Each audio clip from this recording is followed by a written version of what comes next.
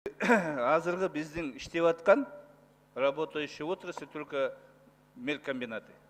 Біз шындай еме жақшы политика алдық та, башқа экономиканы қолдау жолын іздеп атабыз азыр.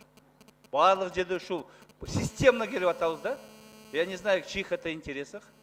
Потому что единственная отрасль, которая работает, где вот 5000 человек, которые без работы останутся, они тоже завтра будут паковать чемоданы и поедут поднимать чужую экономику. Мы этого хотим?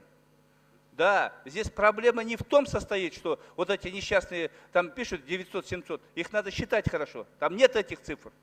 Я вам немного цифр скажу, уважаемый министр. Вот данные. Национальный комитет вот дает, если период 2011-2014 года мелькомбинаты Кыргызстана производили в среднем 450 тысяч тонн муки в год, после вступления ЕС внутреннее производство муки в 2015 году резко снизилось до 270 тонн. С 270 до 230 тысяч тонн в 2016 году. Также с периода 2011 по 2013 год неучтенный импорт муки Кыргызстан составлял 130-140 тысяч тонн.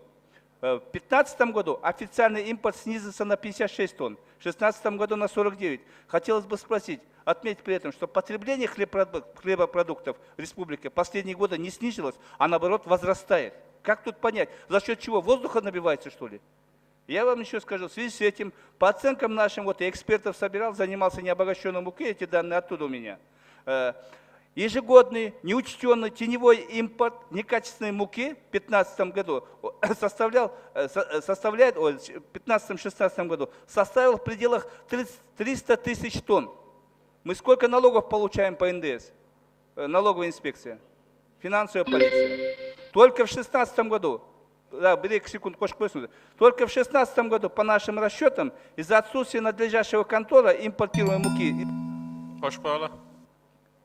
госбюджет Кыргызстана недополучил налоговых поступлений 800-900 миллионов сом. И практика, бизнесмен айтып мукомольный комплексный жанына келіп, его признали, что он там выпускает как бы контрафактную муку. 3 дня, 2 машины, вот которые так называемые Кайселя Бергемелер, 3 дня его караулили эту муку. Вот с таким бы успехом они караулили бы Чонгапканы. Наша экономика процветала бы.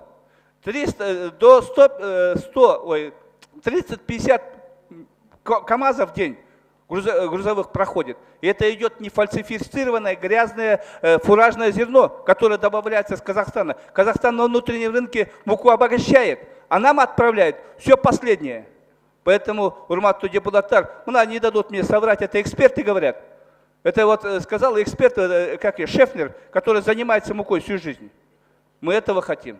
Поэтому, урматтуу депутаттар, мен ушундай мыйзамдарды алып чыккандын алдында мындай системно карап чыгыш керек. Кандай бул бюджетке? Хорошо, завтра закроются эти комбинаты. Где продовольственная безопасность? Завтра вот с электроэнергией как было. Казахстан мы электроэнергию по 3 сома доставляли, экспортировали. А потом, когда у нас дефицит стал, 5,80, 5,60, 5,20 поставлял. И что? Никто ничего не сказал.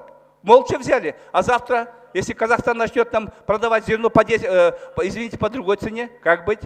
У нас все станет. Рахмат. Игмат Жураваевич, спасибо за информацию. Мы примем во внимание, конечно. Но хочу отметить, что решением фракции Атажурт Республика в октябре месяце было инициативно именно, чтобы данный законопроект вынести на рассмотрение парламента. Это было решение вашей фракции.